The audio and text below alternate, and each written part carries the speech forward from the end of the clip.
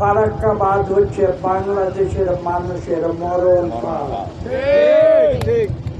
এই যে ফারাক্কাবাদ যখন এটাকে কমিশন করা হয় অর্থাৎ চালু করা হয়, তখন কিন্তু এটা সম্বন্ধে বিভিন্ন ধরনের আপত্তি ছিল এবং সেই কারণে এই অঞ্চলে বিশেষ করে বাংলাদেশ এবং ভারতের মধ্যে তো আলোচনা চলছিলই।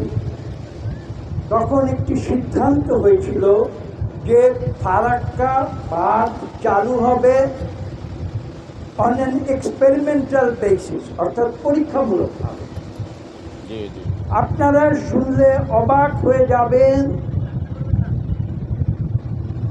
সেই পরীক্ষামূলক যে চালু হবার সিদ্ধান্ত কাগজে কলমে হয়েছিল মাত্র 41 দিনের জন্যে। 41 দিনের জন্য।